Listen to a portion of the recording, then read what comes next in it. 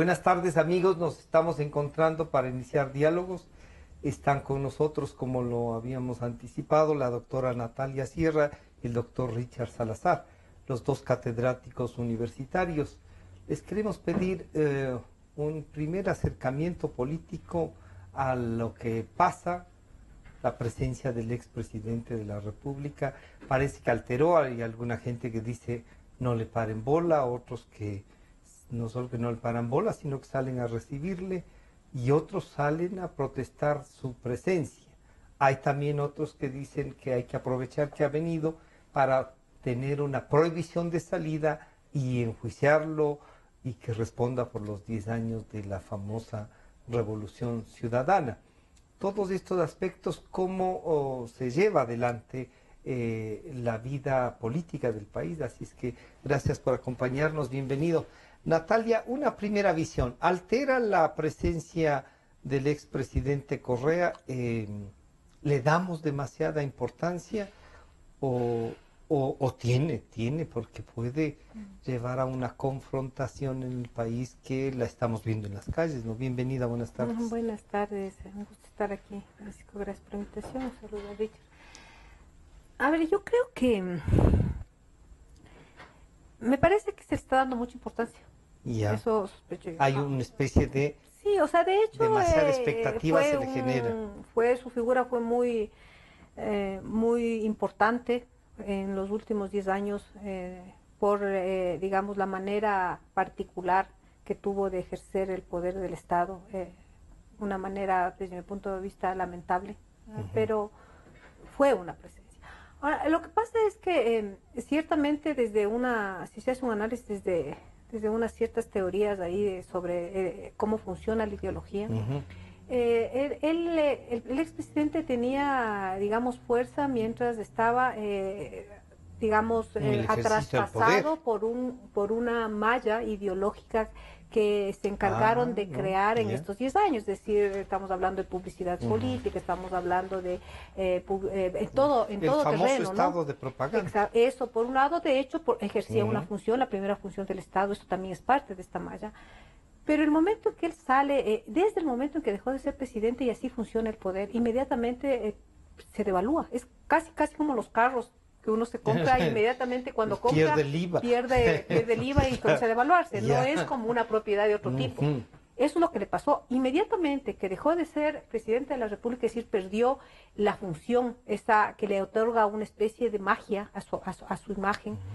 Él, digamos, perdió mucha presencia en el país. Ahora, luego en estos 6 meses se han ocurrido 2 hechos que a mí me parecen muy interesantes para entender cómo fue debilitándose la imagen del caudillo.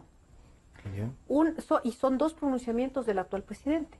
Pronunciamientos que ya gente lo venía diciendo desde antes, pero no tiene la autoridad del presidente de la República, independientemente quién sea. En este caso es Lenín Moreno. Y eso, el ser presidente le da la autoridad simbólica para que su palabra pueda provocar catástrofes ideológicas.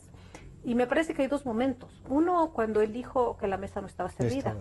Eso es como que le rasga la pantalla a través de cual se veía a sí mismo Rafael Correa, y a través de la cual imponía que se le vea, ¿no es cierto? Lo que usted llama el estado de propaganda. Es decir, mucha gente sabía... Generaba la imagen e imponía esa imagen para que eso se vea. Pero cuando el señor Lenín Moreno dice que no hay tal mesa servida, es decir, desmonta toda la construcción en torno al milagro económico ecuatoriano que había montado el estado de propaganda de Rafael Correa, digamos, se puede mirar en lo que es Rafael Correa, en este caso como presidente en el ejercicio económico y además como economista. Esa es la una. Y la otra, que para mí terminó definitivamente de liquidar este marco a través del cual se nos obligaba a verle, es cuando el mismo presidente dijo: a cualquier pendejada ahora se llama revolución, ¿verdad? Porque además ahí se cae toda esa imagen del revolucionario que además tiene que ver con que se transformó el país, que se acabó con la larga noche neoliberal, que el país estaba transitando a una sociedad de justicia, de progreso, lo que sea, ¿verdad? Y ahí se termina de desmontar. Entonces, Además del expresidente tampoco se ha ayudado él mismo. Yo creo que el expresidente desde que sale, ya antes de su salida, pero desde que sale comienza a cometer errores políticos seguidos, uno tras otro. O sea, es como que no hay cálculo político en lo que ha hecho en los últimos meses. Pero ¿será que no hay cálculo o la sospecha esta de que esto está tan bien organizado, es tan maléfico, como que nos tienen discutiendo esto, que es una pelea interna? Pero eso no es y por no él. el Estado. Y tampoco creo que sea un tema de conspiración. Es así, pero no es porque se hayan puesto de acuerdo. Sino porque así les resultó. Es así porque atrás de las fracciones de Alianza País hay un poder que ya se instauró. No es porque ellos estén montando el show. Y los errores políticos yo creo que sí comete Rafael Correa en su pelea, en la pelea de su por grupo. Controlar el y creo poder. que el tema de sus errores tiene que ver porque su forma psíquica les rebasa. O sea, digamos, tiene una estructura psíquica que conspira contra su estrategia política. No puede ser que de ser un líder, porque fue un líder, ¿no es cierto? Un líder que además tenía todo, de presentarse en los escenarios nacionales y mundiales, de tener auditorio, real o no, pero tenía, y eso, más allá de que haya sido comprado, estaban ahí, era una realidad en el país. Comience a pelear desde un ático a través de YouTube y luego venga a un balcón anónimo de la ciudad de Guayaquil. Es decir, eso no se hace él mismo el favor. Mejor se hubiese mantenido de lejos en esa pelea. Eso sospecho yo. Claro. Porque todavía podía de alguna manera resguardar ese halo de magia que tenía de gran líder. Ahora no. Él mismo viene y se muestra así. Yo hacía un análisis recién que le envié, es como un resto político. Ahora, eso no quiere decir que a que no haya un poder ya instaurado, que es lo que usted dice. En definitiva, todo el país está discutiendo los conflictos internos de poder de Alianza País. ¿No es cierto? Y cómo se consolidan o no. Claro, y el tema, esos conflictos son reales, pero también es real que ese movimiento, con ese proyecto, con todos los cambios que puede haber, con todas las afirmaciones que puede haber, se instaló en el país y arrinconó a las otras posiciones, a las otras fuerzas políticas, pero además también estas fuerzas, por otras razones que podríamos analizar, tampoco han tenido la capacidad de hacer propuestas al país que permita, digamos, de alguna manera limitar el control de la negociación y la disputa política nacional que tiene aún Alianza País en sus fracciones. Claro. Richard, bienvenido, buenas tardes. Buenas tardes. Es que esto fuese así, ¿no es cierto? Natalia escribía y decía, claro, le estamos dando oxígeno a unos restos políticos, pero a mí me preocupa y me gustaría ver, además del análisis que puede ayudarnos con Natalia, en definitiva, Alianza País está jugando a gobierno, oposición, iniciativa popular con la consulta, pero a quedarse en el poder. Unos morenistas, otros correístas, lo que sea, pero a permanecer en el poder. Y hay algunos actores que acompañan al uno y al otro, y el país debatiendo y no debate lo real. Quizá por lo que no hay esas propuestas. Nuevamente, bienvenido, Richard. Muchas gracias, Francisco. Un verdadero honor estar aquí y compartiendo además con Natalia. Lo primero que yo diría es que hay que comprender que Alianza País ya no es un solo movimiento y ya no es el partido que nunca fue, pero que fue el que captó ese poder.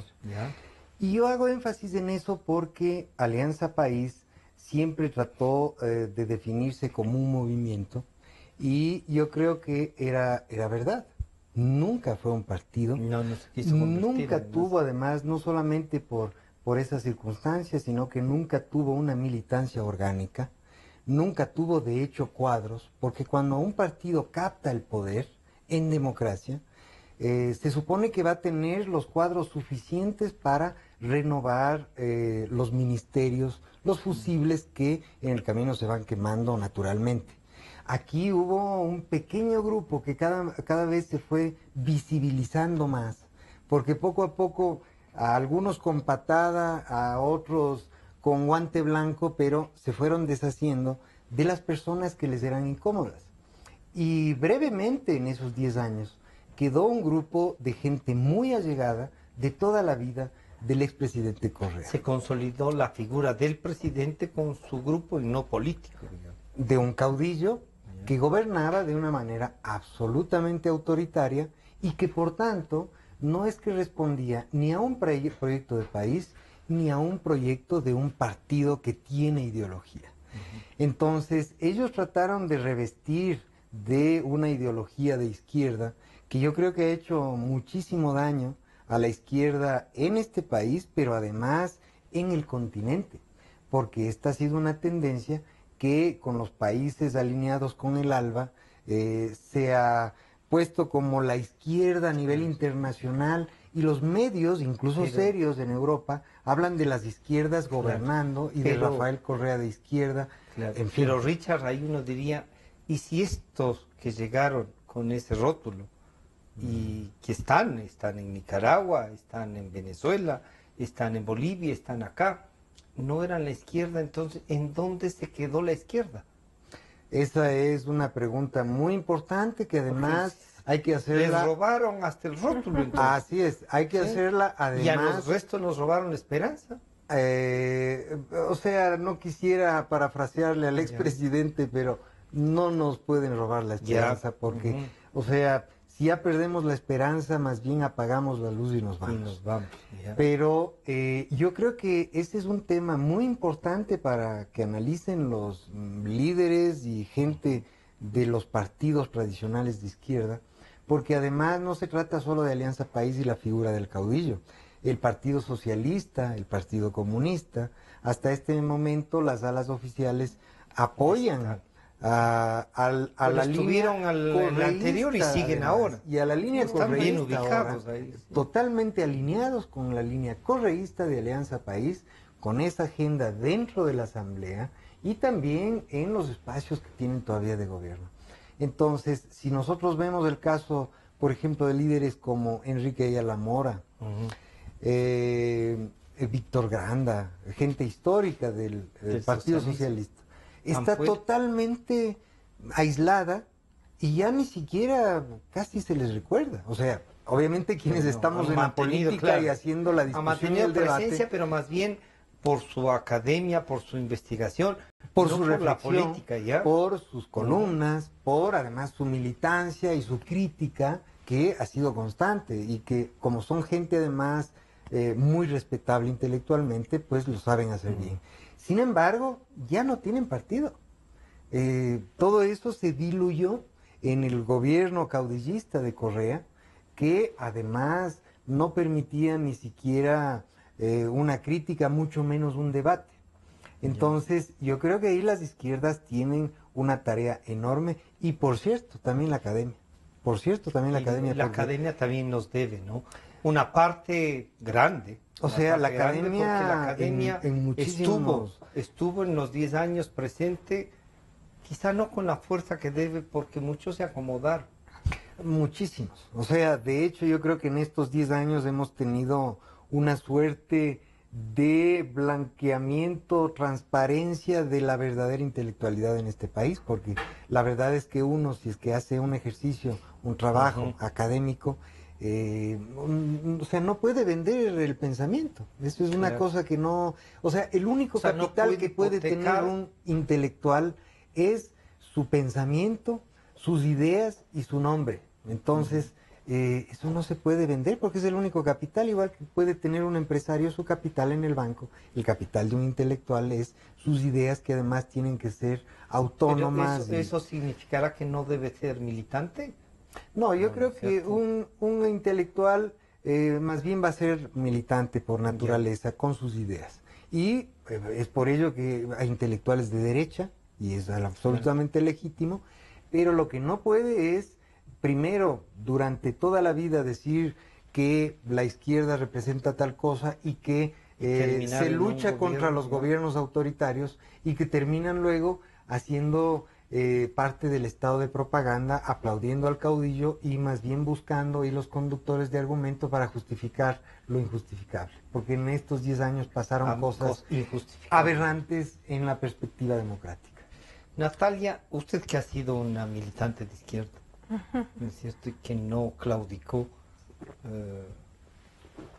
Se perdió la izquierda. Hay que reinventar la izquierda, no solo en el Ecuador, sino en América Latina. Porque decir que es izquierda, por ejemplo, los movimientos sociales, Eso es un poco encasillarlos porque tienen unas realidades y unas motivaciones distintas. Y yo creo personalmente que hay que respetarlas, no hay que politizarlas en el sentido de partidizarlas. Hay que politizarlas en el sentido de la acción. Sí. O sea, yo parto de no negar que mucha de la izquierda latinoamericana estuvo participando en los gobiernos progresistas. Al principio era más fácil decir, no, eso no es la izquierda. Sí, era la izquierda, no sé cómo llamarle ahora, ¿no? La tradicional, la conservadora. Estuvieron ahí, no se puede decir que el Daniel Ortega no era de izquierda. Claro. No se puede decir que Lula no era de izquierda. No se puede decir que Dilma no era... Bueno, aquí nomás podemos decir que no, porque era Boy Scout, pero estuvieron participando, como bien ha dicho Richard, los comunistas, fracciones de los comunistas, de los socialistas, los Alfaro, que hasta ahora están, y justo lo que decía Richard, ellos están apoyando ahora a la línea dura de Correa. Pero lo que yo creo es que la izquierda no es un continente, no es algo permanente, no es digamos, un tipo de partido, un tipo de gente, no. Para mí la izquierda es una intención que está ligada a caminar siempre buscando mejores días para la humanidad. Pero eso significa que para mí no es un partido, no hay una... No. Puede concretarse en un partido, puede concretarse en un movimiento, pero la izquierda es esa voluntad del ser humano de siempre ir construyendo mundo, buscando mejores días para su propia existencia. Ahora, eso sí fue golpeado. Fue golpeado por una razón, porque esta izquierda, ¿no es cierto?, que participó en los gobiernos progresistas, terminó renunciando a esa intención, a esa voluntad, ¿no es cierto? Pero claro, terminó renunciando, asumida con los símbolos, o usando los símbolos, los discursos de la izquierda de la época pasada. De hecho, creo que hay un terrible golpe ideológico a esa voluntad con estos gobiernos. Yo a veces digo que es nuestro muro que se cayó aquí en América Latina. Sí. Ahora, frente a eso, yo creo que no hay que acogerse. Se nos cayó en los pies este muro. Este muro nos cayó, nos devastó. Yo estoy convencida de eso. Esto no es para derrotarme, es para replantear asumir que la izquierda como utopía no puede cosificarse y que es necesario ahora, frente a lo que ha pasado y frente a en unos casos engaño, en otros casos fracaso, en otros casos fracaso por ciertos dogmatismos que ha tenido la izquierda. O sea, la izquierda vieja ha sido dogmática. Entonces, por ejemplo, traer recetas de fuera, traer modelos de fuera y querer aplicarlos en nuestra realidad sin ningún proceso de historización, terminan colonizando nuestra realidad y terminan siendo tan nefastas como cualquier ideología de derecha. Claro. Por lo tanto, creo que es una tarea no de la izquierda, es una tarea de la sociedad reinventar sus utopías. No, porque no es un problema de la izquierda, o sea, es un tema de la humanidad, el siempre buscar mejores días. Porque si la humanidad no busca mejorar la parte humana también, humanizarse, ¿no es cierto? Eso no es de la izquierda, eso es la tarea de la sociedad que se expresa como esto que se llama de izquierda. La izquierda podría ser un camino para concretar esto. La izquierda son esa ¿Pero eso intención. qué significará? ¿Que no pueden llegar a ser gobierno? No, lo que pasa es que pienso que hay que repensar el tema del poder. Que me parece que la izquierda que estuvo presente en los progresismos era una izquierda que ya estaba cansada de pensar y una izquierda perezosa y entonces solo se puso a estar aplicando modelos caducos, recetas viejas, recetas que en su época sirvieron en otros contextos. Creo que no es el problema de ser o no gobierno, es el tema de repensar lo que es el poder, repensar el poder como capacidad humana de construir distinto al poder de dominación, ¿verdad? Creo que hay que repensar el tema si es que los cambios tienen que hacerse desde arriba de forma vertical o los cambios tienen que venir desde abajo, construyendo otras relaciones humanas no marcadas por la opresión, no marcadas por la discriminación, no marcadas por los privilegios. Creo que es un momento muy fructífero, muy rico para repensar desde la sociedad esa voluntad de ir caminando, buscando mejores días, que es lo que se conoce como izquierda o utopía. Utopía. Richard, ahí yo diría, claro, la utopía no sirve para caminar, para buscar eso, no se concreta, por eso sigue siendo utopía y nos invita a seguir caminando, ¿no es cierto? ¿No? Pero nosotros hemos discutido como país algo sobre la democracia y cómo manejar en esta democracia la utopía, o hay una ausencia total de esto.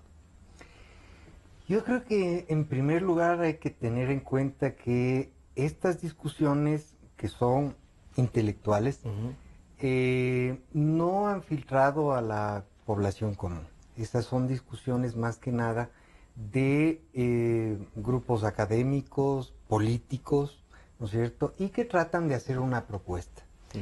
Con ello, ¿qué quiero decir?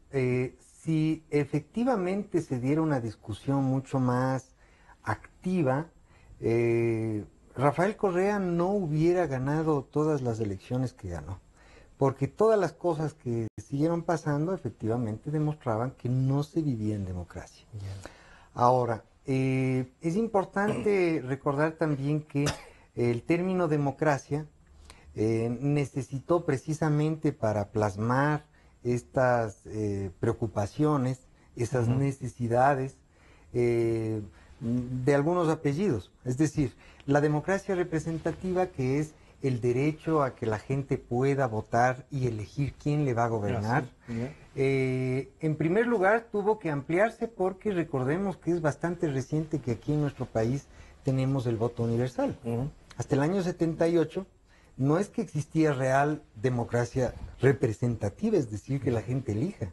Los analfabetos hasta ese año no podían votar. ¿Y quiénes eran los analfabetos? Básicamente los más pobres, pero entre ellos indígenas, campesinos, afrodescendientes, gente excluida al margen de la sociedad. Entonces, eso es reciente en nuestro país. Claro, yo en el colegio estaba luchando por ese voto y me decían irresponsable, ya vas a ver lo que pasa. Ya vas a ver lo que pasa, que vote la gente y que ya cuando vas voten a ver. los que no saben, decían, claro, y cuando eran los que más sabían porque habían sufrido en carne propia. Y ese es un fenómeno que, de todos modos, creo que está pendiente para analizarlo en la academia, porque efectivamente, si nosotros vemos desde ese año, empieza a cambiar el panorama, el paisaje de los políticos. O sea, si no hubiera habido ese cambio, personas como Jaime Hurtado no hubieran llegado a ser líderes. Luego líderes indígenas tendríamos a un Luis Macas de ministro, como Luis Macas, o la Nina Pacari, o Auquituaña, o Anrango en Cotacachi, Pedro de la Cruz, que bueno, ya algunos de ellos de ingrata recordación luego de estos 10 años. Si de gana nos dañó la muestra. Pero de todos modos eso era imposible, era realmente impensable sin que los que no podían votar voten, porque una persona de terno y corbata no hubiera votado por esas personas, o sea, la élite tradicional no hubiera votado por ellos. Entonces, de hecho, yo creo que quizá Abdalá Bucaram no hubiera llegado a presidente. O sea, eso sí cambió de manera importante la política del Ecuador. Pero, no obstante, estas mismas experiencias nos demuestran que el voto no basta. No basta con que la gente diga, bueno, yo quiero que me gobierne esta persona. Y si luego esa persona llega y dice, yo tengo el cheque en blanco porque gané y somos más, somos muchísimos más, y entonces ahora sí se los que no votaron por mí van a ver lo que vayan nomás, apaguen la luz y vaya donde pueda, que le vaya bonito, ¿no es cierto? Entonces, ahí empieza la discusión de la democracia participativa, por ejemplo, ¿no?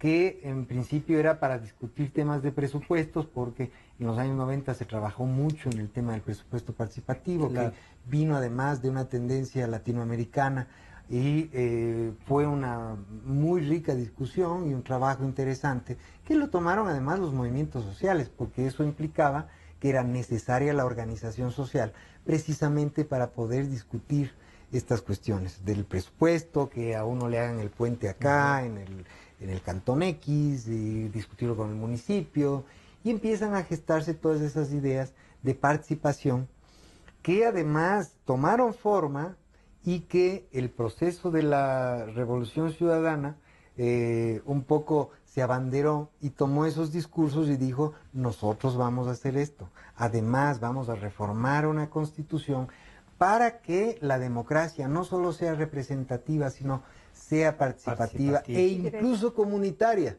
Ya un tercer nivel, o apellido adicional de la democracia, que todavía ni siquiera está discutido, peor definido bien, qué sería la democracia comunitaria, pero echando mano de, asimismo, otros temas como la interculturalidad, la plurinacionalidad, que para los abogados ortodoxos hasta este momento son temas intocables. Que cómo así vamos a tener Estado plurinacional si el Estado-nación, ni sé cómo, cuando hay experiencias nefastas, no solo en América Latina, de que ha fracasado la idea del Estado-nación, que busca homogenizar, y por tanto es que es más fácil gobernar en un país donde se hable una sola lengua, donde la gente cree en el mismo Dios, en los mismos héroes, pero incluso de esos nacionalismos que fueron más catastróficos no pudieron ser en Europa. O sea, el caso de Franco en España, Estado-nación, el caso de Mussolini, y bueno... La Yugoslavia que me gustaba tanto. Exacto. Sí, y todos esos nacionalismos... Cae Tito y se rompen pedazos todo. Porque había una diversidad que era... que bullía, y que no se respetó, que se trató de unificar, incluso dentro del discurso de la propia izquierda. Porque la cuestión del nacionalismo no ha tenido... O sea, es de derecho de izquierda, porque lo que pasó más allá de el muro de Berlín era eso, ¿no? Y se buscaba homogenizar. Entonces, la Revolución Ciudadana quiere tomar todos esos discursos, y lo dramático y triste es que efectivamente se metieron ahí y se diluyeron. Y toda la organización social que hubo muy fuerte de los 30 años antes, desde ese retorno a la democracia, a través del cual llegan, de los pueblos indígenas, de las organizaciones para la participación ciudadana, de los obreros, de todas las militancias sociales que creyeron en ese proyecto, por un momento quedaron desmovilizados porque ya todo estaba en la Constitución. Y se pulverizó. Licuado en la Constitución, y era, ahí está, usted quería derecho de ciudadanía universal para los migrantes, ahí tiene. La plurinacional, ya. Artículo 1, interculturalidad. La democracia participativa, artículo 95. Y los derechos colectivos de los pueblos indígenas, afros y montubios, artículo 56, 57, etcétera. Entonces, y circunscripciones territoriales, bueno, todo estaba ahí. Y entonces, claro, al principio ese fue un amortiguamiento, una anestesia, ¿no? Porque muchos hasta estábamos contentos, decíamos, efectivamente está. Pero la cuestión dogmática del manejo del poder ha terminado legitimando el trabajo y un caudillo que no tenía desparpajo de decir, yo soy el jefe de todos los poderes que incluso nos inventamos, el Stalin del siglo XX. Y además de las superintendencias y de la Contraloría, y veíamos eso y después decía, y aquí está en la Constitución, que ojo, como somos muchísimos más, esto se provoca más del 80% de la población. Claro. Ahí, Natalia, yo hice campaña en contra de la Constitución.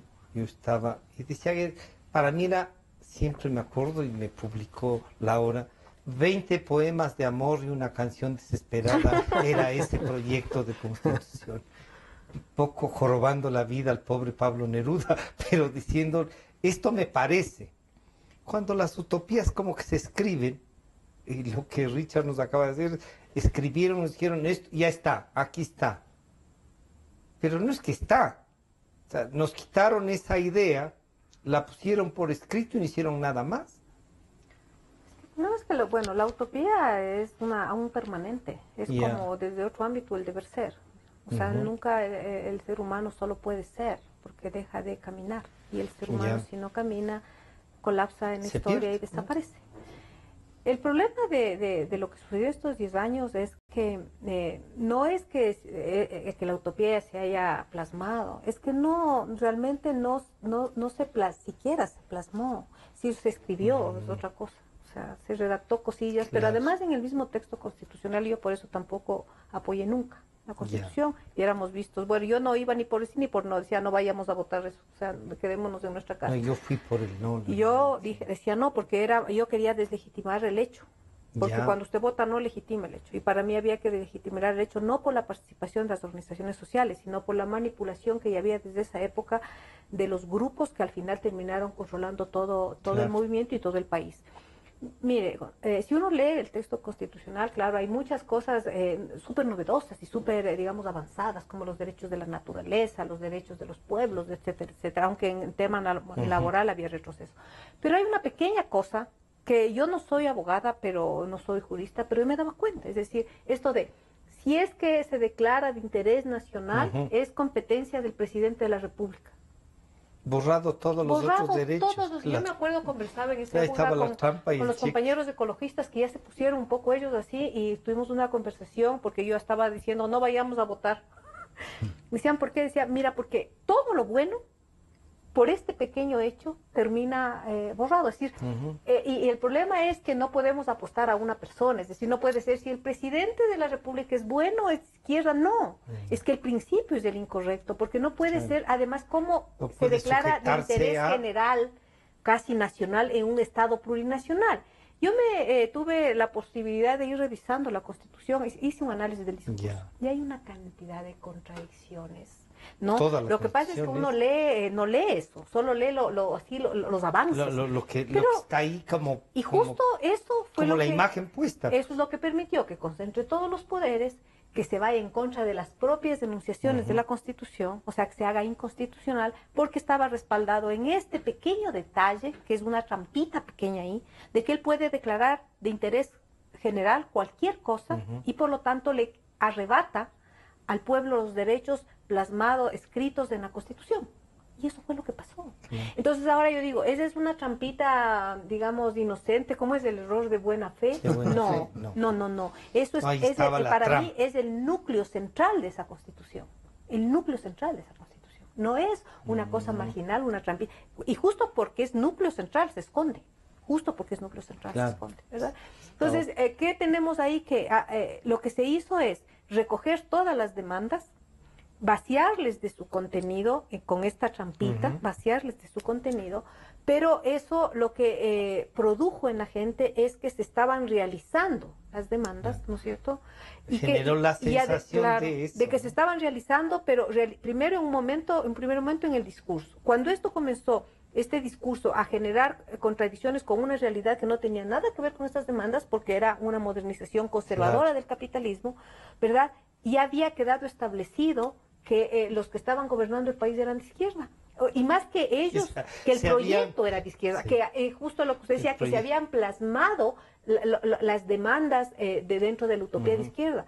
Y claro, al final, cuando uno se da cuenta del desastre, claro, los pocos que uno puede comprender que esto fue todo una especie de farsa, somos pocos. Porque para la mayoría de la población, lamentablemente, y no Sí, solo claro. ecuatoriana, sino latinoamericana, Claro, lo que ha dicho lo que Richard, quedó ¿no? es No el sé. fracaso total de la izquierda. Si es que la izquierda fracasa, que era la única esperanza que teníamos, entonces, ¿qué hace la sociedad que no discute mucho, no es cierto? Porque no tiene por qué estar discutiendo todo el Claro. tiempo, discutimos los políticos no partidistas ni formales. Hace que la sociedad se regrese a la derecha, inconscientemente. E incluso apoyar la propia derecha que está disfrazada de izquierda en el gobierno. Claro. O sea, digamos, esto que está O sea, sucediendo va ahora es buscando muy unas complejo. salidas a Y través de las mismas fracasó. puertas, pero pintadas. Fracasó y además un fracaso lleno de frustración, lleno de ira. Claro. Y entonces dice, esto fracasó, entonces me regreso para acá. Bien. Y al final eso por un lado de la sociedad. Y por el otro lado, lamentablemente, todo este proceso asfixió, casi liquidó a la izquierda disidente, asfixió a los movimientos y organizaciones sociales Los que tienen su propia pulverizó. dinámica prácticamente. Tienen que Y reconstruir. en realidad. negoció con la derecha económica de los grupos interesados que gobernaron con ellos, los que 9 crecieron con grupos ellos, tan porque además hicieron feria en estos 10 años. Y de a la vieja derecha política, la política no es la económica, ¿no es cierto? Básicamente tampoco logra, digamos, Plasmar proponer. una- Y termina que nuevamente el escenario está jugándose en los restos que queda, digamos, del movimiento país. Sigue jugándose ahí. Y yo quería decir esto, no sé qué vaya a pasar, pero a mí siempre me viene a la imagen el caso del PRI, yo le he dicho a usted, Sí, Francisco. Miren, el PRI también en la época posterior a la México, revolución sí, se sí. pelearon, se separaron, ¿no es cierto? No es que se separaban, tenían parcelas de poder, exacto, se separaban. gobernaciones, Exacto. unas veces el Senado, otras veces el presidente, se metían presos entre ellos, Natalia. Sí, sí, pero Y han seguido nunca se gobernando rompió. durante 71 años. 71 años y Y eso claro, me como temo todo que aquí poder se se refleja así. descompone, terminaron siendo un Estado mafioso Sí. y ahora casi un narcoestado. Y mire, yo cuando, esto es lo que a mí me preocupaba, no sé qué pase ahora. Yo alguna vez que cuando visité México, desde el señor que vendía chicles en la universidad, los chicles, o sea, el puestito para vender chicles estaba articulado a toda la estructura del PRI. Chile, sí. Hasta el que vendía los chicles, si le dieron el permiso, toda la sociedad cooptada por un Estado, ¿no? Manejado por un partido que en 70 años obviamente se volvió una mafia. Ya. Ahora, la preocupación que yo tengo es esto. Yo no creo, por eso digo, a veces dicen este show montado, la pelea entre Lenin, no creo que sea una pelea. Sería más fácil si fuese un show montado, sería más fácil de desmontar el show. Me preocupa a mí que se haya instaurado ya una lógica de poder más allá y lo que están, de los individuos, lo que están de los controlando grupos. el poder. Y entonces, claro que es fácil. No hay ideología, ahora el problema, solo para ¿quién terminar. maneja? Por ejemplo, en el caso de las universidades que estamos nosotros, yo siempre pienso, ya entró el señor Lenín Moreno, me alegro mucho, o sea, que haya ampliado, además nos alegramos tanto por algo que debería ser normal, o sea, poder hablar, es como que casi que bestia, que casi es un ángel, o sea, no puede ser. Pero me preocupa, el otro día justamente hablaba con los compañeros de la universidad, instauraron una reforma universitaria terriblemente conservadora, terriblemente mercantil, que está asfixiando el pensamiento. ¿Habrá retroceso en eso? Pregunto, ¿habrá retroceso en eso? Estoy poniendo un ejemplo. Claro. ¿Hay retroceso en eso o ya quedó instalado?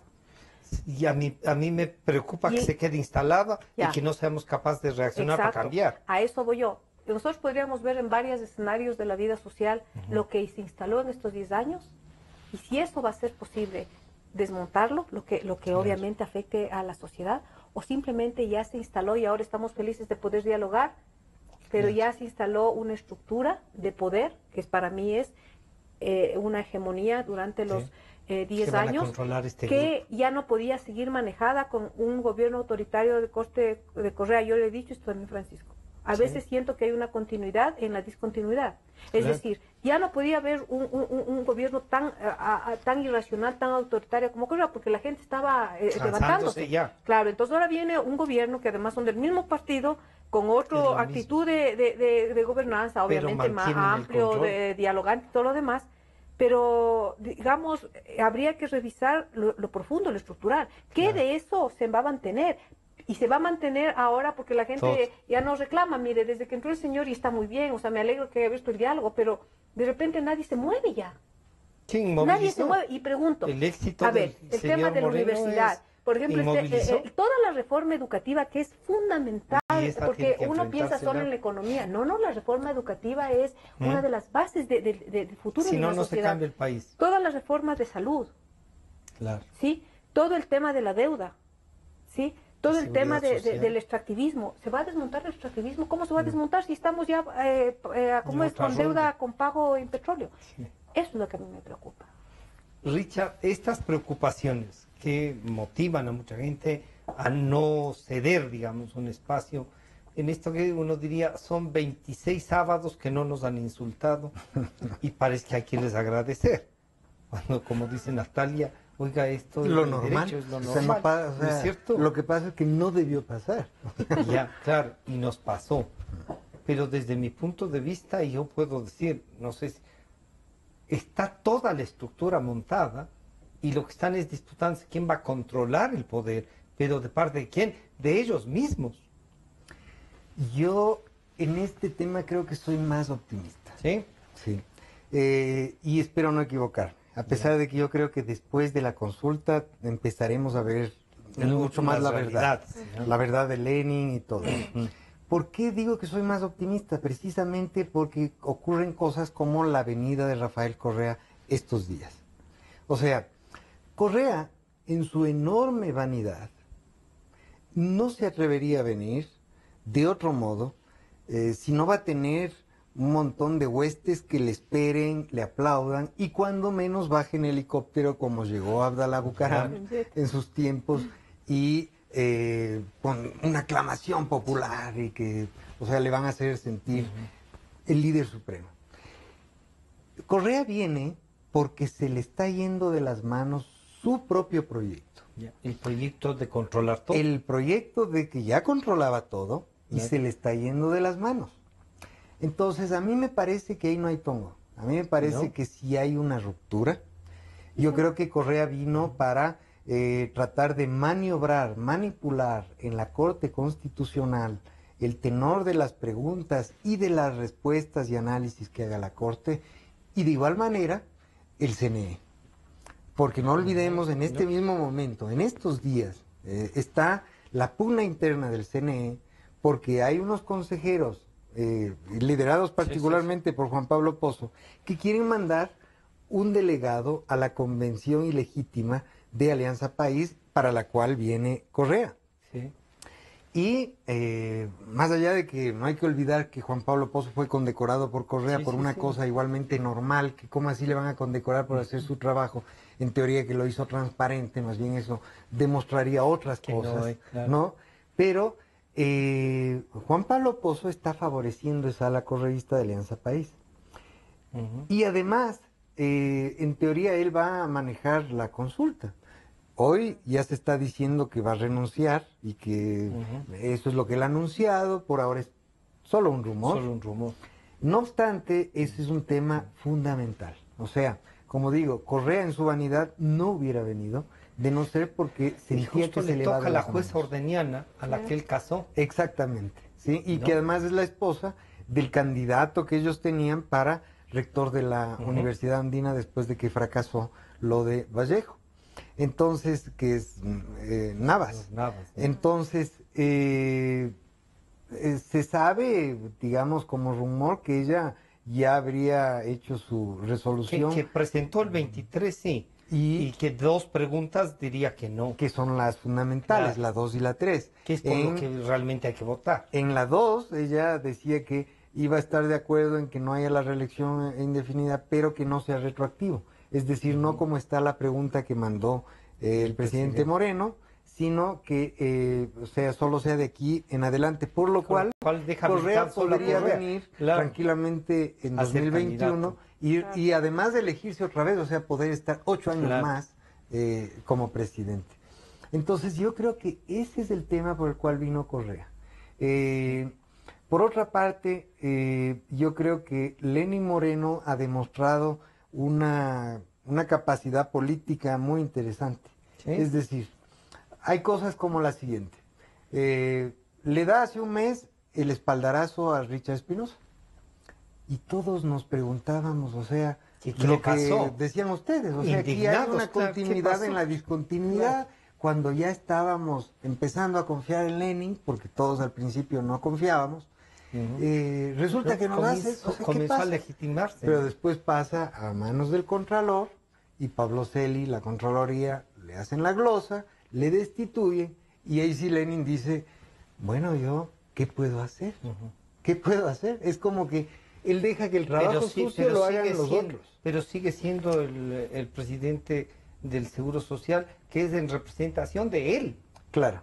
Yo tengo un representante mío para que presida una institución como la Seguridad Social, glosado y destituido por la Contraloría, y digo, dejo que la Contraloría haga, o yo le digo, oiga, mi representante está glosado, vaya por lo menos a defenderse, déjeme de hacer líos. A mí me parece que no es del estilo de Lenin. Yo también hubiera tomado resoluciones más tajantes del momento en el que haya este tipo de pruebas, ¿no? Y de la Contraloría, pero es lo propio que hizo con Glass. Porque a Glass a los primeros días les decía, tú tienes mi respaldo, por favor deja de estar respondiendo a los periódicos y a las preguntas, tú dedícate a trabajar. Entonces uno decía, a ver, ahí está. Pero dejó que luego pasen las cosas y él obviamente, ahora está clarísimo que él no quería gobernar con Glass. Y Glass es un cadáver político en este momento. Se lo impusieron, está clarísimo. Usted diría entonces que ahí habría una cierta sensación de que tiene razón el expresidente, nos traicionó, aceptó todas las condiciones hasta que le nombren. O sea, evidentemente él aceptó condiciones, pero una vez sentado en el sillón presidencial, dijo, aquí el que gobierna soy yo. ahora yo soy el presidente. Y él podía irse por una o por otra línea. Entonces, yo creo que Lenín Moreno en realidad es mucho más sagaz de lo que nos imaginamos. ¿Sí? Yo creo que sí ha roto con la agenda correísta. Yo creo que Alianza País no llegará a ser el PRI ecuatoriano. Está roto. Incluso yo creo que ahorita ni siquiera se van a disputar mucho el membrete. Ese es un partido roto. Y además ya se está gestando esa plataforma de apoyo junto a Democracia Sí de Gustavo Larrea y otros partidos y movimientos que se han gestado y que se están alineando con la tesis de Lenín Moreno. Entonces... Pero eso significaría que pasara una aventura desde la aprobación del partido como Democracia Sí, a no ser de que, claro, con estas sorpresas que nos da el licenciado Moreno, asome con algún partido de los ya existentes, cambiándole de nombre, una Asamblea Nacional y poniéndole Democracia Sí, con lo cual ya no tienen que recoger firmas ni nada, ¿no? A mí me parece que... ¿Se renunciará rápido el señor licenciado Moreno a Alianza País, cree? Yo creo que no creo que va a renunciar rápidamente. Es probable que más bien Correa y su ala renuncien a Alianza País y digan... Nosotros nos abrimos y además denunciando, ¿no? Porque ya están diciendo, ese no es el proyecto revolucionario, él ha traicionado nuestros principios y nuestra gente tiene que no claudicar, por lo tanto, o sea, yo veo más probable que Correa termine haciendo otro partido. Si no tenemos mayoría, nos tenemos que ir, dijo. Claro, entonces que ya luego serán lo que son ahora, pero todavía supuestamente con el mismo membrete. Oposición dentro del propio bloque de Alianza País en la Asamblea, ¿no? Y que se dan cosas como esto de la ley económica urgente, que o de ellos no hacen dar paso a la fiscalización. Y de no dar paso a la fiscalización, Eso es un problema, no es interno terrible de ellos, desde el país. Pues. Natalia, ¿cuál es el futuro en esto? No solo de Alianza País, sino de esto que hemos intentado construir, que sea una democracia ecuatoriana. ¿Cómo reinventamos los partidos? ¿Cómo reinventamos las ideologías que parece que como ya no están de moda? Entonces no hay que ser nada, sino ser un tecnócrata con una, ¿qué será? Con una carretilla de diplomas y títulos para decir... Es justamente lo que yo digo, o sea, no creo que sea un tongo en la pelea, yo creo que la pelea es real, pero es que no es ese el problema es que subyace un poder que es el estructural sobre ellos, sobre esos grupos.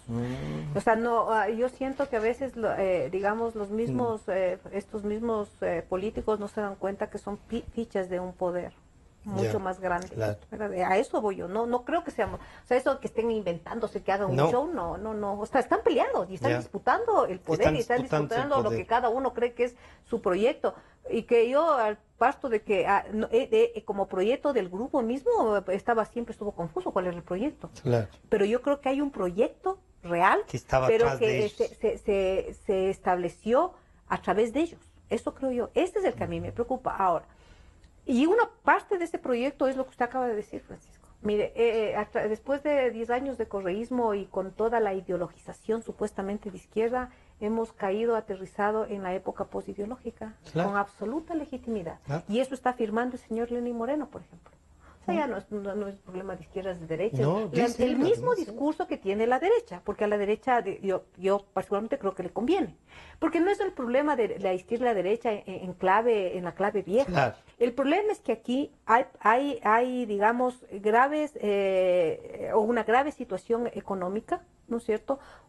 No solo en este país, hay problemas sociales, hay problemas de injusticias, hay problemas de inequidades.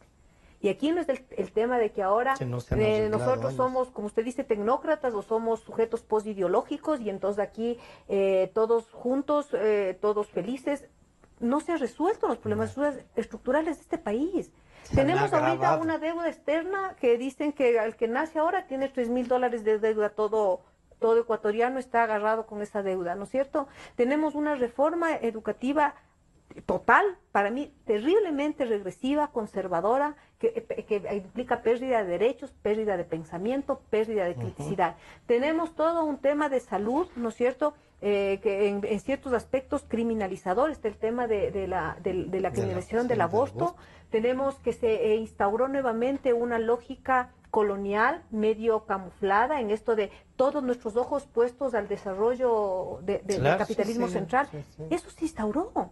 Eso, para mí, la pelea es ideológica. ¿En qué sentido? No en el tema de izquierda y derecha, en esa visión vieja. Pero estos que instauraron eso estaban en la izquierda. Pero mire, para que vea, instauraron, yo no creo que infiltrado. Unos son equivocaciones por esto de recoger modelos viejos sin ninguna criticidad, y otros sí son muy calculados. Entonces yo creo que nuestra lucha como sociedad es una lucha ideológica en el sentido de recuperar esta búsqueda de ir resolviendo los problemas que nos están afectando.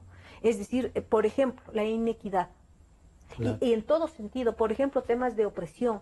El tema, hubo una marcha, se han aumentado los femicidios, se ha aumentado el maltrato a la mujer.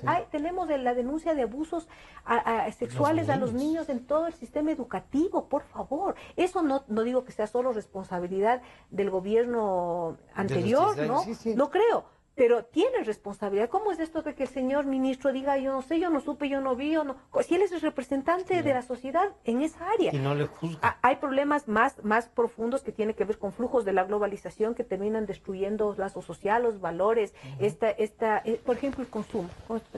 A mí me parece que todo este tema de los niños violentados y niñas violentadas tiene que ver con una ruptura de límites frente al otro, de respeto, de valores, que tiene que ver con este consumismo obsceno que se ha abierto a nivel mundial y que en este proceso de modernización correísta se abrió las puertas al país. Porque una de las cosas fue el consumo como loco aquí. O sea, todo eso está conectado, ¿verdad? Ese es el proyecto que digo yo. Y yo creo que eso hay que discutirlo mucho porque lo del consumo. Se llenaron la boca, ¿no? Se llenaron la boca diciendo que son los opositores número uno al neoliberalismo. Pero lo que acaba de decir Natalia en este momento, o sea, hay una evidencia más clara de neoliberalismo y que se visibilizó en el consumo. En lo que pasó en la sociedad ecuatoriana, imposible, porque además fíjense ustedes cómo evolucionó el costo de la tierra y de la vivienda en los 10 años de Correa. Una brutalidad. O sea, estamos dolarizados y tener ahora en estas zonas departamentos que piden 2.000 o más el metro cuadrado de construcción. O sea, ¿qué es esto? ¿Estamos en Hong Kong? ¿Estamos en dónde estamos? Pues, o sea, ni en Buenos Aires ni en Madrid. El Estado paga en nada menos que en la plataforma a 4.000 el metro, a 4.600 o más. Es escandaloso. Entonces uno dice, encareció el país. Pero al mismo tiempo yo creo que hay varias cosas que reflexionar y yo creo que en realidad todo esto nos deja tareas enormes para la academia y que yo creo que hay que impulsar discusiones, debates sobre esto. Porque por otro lado, que haya habido esa violación de niños no es una cosa que es la primera vez que ocurre. Sabemos que aquí ha habido y lastimosamente hay que luchar con eso todavía. Pero sí hemos sido capaces de juzgarlas. Pero, así es. Pero además, ¿qué es lo nuevo? Que haya sido una cosa sistemática. Hay colegios en donde se ha violado a cientos de niños, donde toda el aula de un colegio público fue violada. Todos los niños. Eso quiere decir que era una cosa más o menos como mañana le toca a los de la letra B, al siguiente los de la letra C del alfabeto de la lista, mañana te toca. ¿Y por qué ocurre eso? No solamente por una perversión de personas que tienen un perfil psicológico que no solo que deberían dejar el magisterio e ir a la cárcel, sino a un psiquiátrico, sino que esa prepotencia con la que se gobernó y que era, si yo tengo el poder, puedo hacer lo que a mí me da la gana. Y si yo soy amigo del presidente o los que son del poder, a mí no hay quien me fiscalice. Aquí hago lo que porque yo soy amigo del ministro o del presidente o soy afiliado a Alianza País. Ese es el problema de esas, abusos de poder. No es que sea gratuito. Y ojo, el ex ministro Espinosa, hoy asambleísta, por supuesto que tiene responsabilidad. O sea, no le vamos a juzgar como violador, porque él no ha violado. Pero él tiene responsabilidad política y administrativa, porque ojo, él además osa, como les gusta a ellos, o sea, siguiendo el ejemplo de Correa, compararse con el Papa. Y dice, es como que al Papa le vayan a culpar de las violaciones y los problemas que han habido aquí.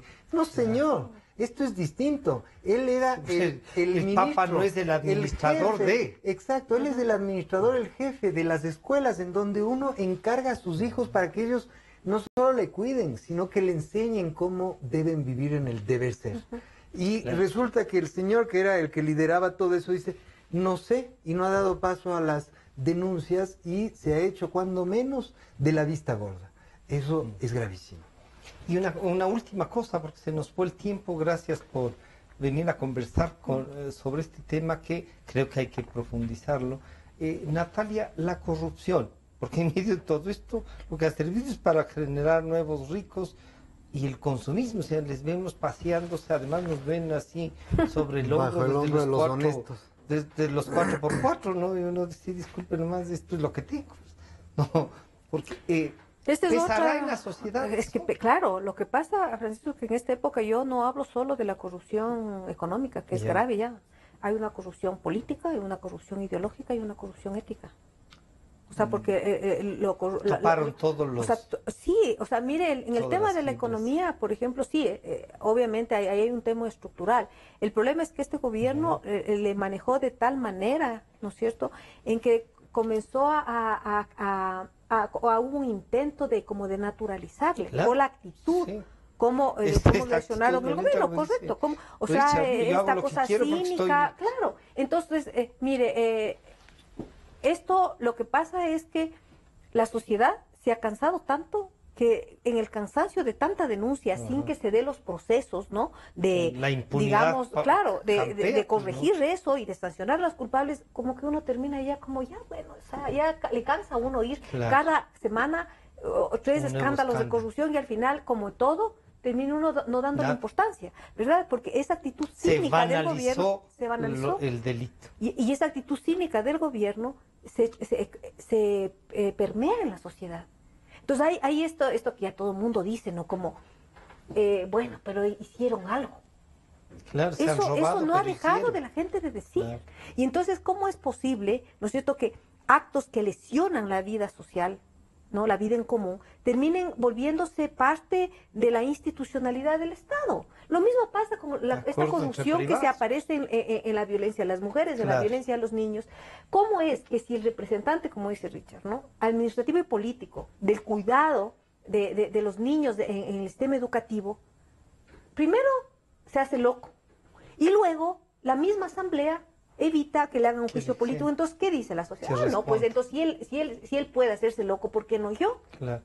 Eso es así en todo. Patente, eso, ¿no?, es. Entonces, yo creo que es necesario, no solo, yo digo, en la academia, en todo espacio social, recuperar nuestra capacidad de sentarnos a conversar, porque no creo que solo la academia tenga que sentarse. De no perder. Todos los instancias sociales. De no escandalizar, pero no perder la capacidad de escandalizarnos. Pero no podemos desensibilizarnos, pues no puede parecer que el tema de abuso a los niños, el tema de abuso a las mujeres, el tema de machismos de Estado, el tema de corrupción económica, pase como que es algo cotidiano y normal. ¿Y en esta consulta usted va a votar, Natalia, o está pensando también? En esta consulta, como bien dijo Richard, el señor Lenín Moreno ha mostrado ser un as político, o sea, es maquiavélico en el mejor sentido de la palabra, ¿no es cierto? Trump ahí. Sí, pues no queda otra, queda otra que votar que sí. Hay que votar que sí. Hay que votar que sí, efectivamente. ¿La corrupción pesará en esto? ¿La campaña sobre esto en la consulta puede pasar porque concienticemos de que aquí ha habido un acto de corrupción, como Natalia nos ha dicho, de todo, Richard? Efectivamente, o sea, la gente tiene que comprender que no solamente se está hablando de los derechos de una persona que pobrecito ya no puede volverse a presentar, sino de un modelo autoritario que además hubiera querido ser totalitario. O sea, a mí me da la impresión de que el gobierno anterior soñaba con ser Corea del Norte, y que la gente no pueda ni opinar y que la propaganda, porque además había propagandas en las escuelas públicas que el presidente Correa y ahora sí, y a los otros no, y que son pelucones y que son... O sea, muy generaron fuerte. una división mucho mayor a la que ya por las desigualdades existe. Claro, y mucha gente que tenía 8 o 10 años cuando empezó el gobierno de Correa, ahora son universitarios. Y es increíble cuando uno recibe a estos estudiantes y le hacen a uno la reflexión y le dicen, oye, no, pero es que sí ha hecho Correa. Y uno habla de la autonomía de los poderes. Claro. Pero explíqueme por qué no puede poner Correa o el presidente a todos los del Consejo de Participación Ciudadana. ¿Sí? Si es normal que el presidente ponga a todos, porque son de su confianza. Y uno tiene que volver a las cosas básicas, ¿no? De explicar... Mira, la división de poderes es una cosa fundamental porque si la misma persona controla, es como en la monarquía, que él mismo decide si es justo, etcétera. Entonces es un tema complicado. Y yo quiero además decir algo adicional sobre esto. O sea, no es como dice la señora Doris Solís, el expresidente Correa y el grupo que defiende esto de la reelección indefinida, que se está quitando derechos y atentando contra los derechos. Todo lo contrario. Ellos están atentando contra los derechos en la democracia de que exista alternancia en el poder. Y cuando se hizo el 3 de diciembre esa reforma a la Constitución, esa enmienda, ahí estaban pensando en una sola persona. Ellos estaban pensando en una sola persona. No es que ahora se está pensando en dejarle afuera a Correa. No, tiene que quedarse afuera Correa o Rodrigo Borja o cualquier persona que sea, o Lenín Moreno, cualquier persona que ya haya sido presidente y se reelija una vez, por principio no puede continuar en el poder, porque eso es muy peligroso. Bueno, yo les quiero agradecer por acompañarme. Ha estado la doctora Natalia Sierra y el doctor Richard Salazar. Miren, esto es a veces más complejo de lo que uno mismo piensa, pero encuentra salidas. Pero encuentra esperanza. Los dos nos han dicho, y claro, por primera vez, debo decir, de todo el tiempo que Natalia nos acompaña en la reflexión, ha dicho que sí, que va a votar. No siempre se consigue el voto de Natalia Sierra, si es que sí tendrá, como dice Richard, habilidades el presidente Moreno, ¿no? Muy hábil. Muy hábil. Muchísimas gracias. Nos estamos encontrando el día viernes. Este programa estará a disposición de ustedes a partir de las 3 de la tarde nuevamente. Gracias.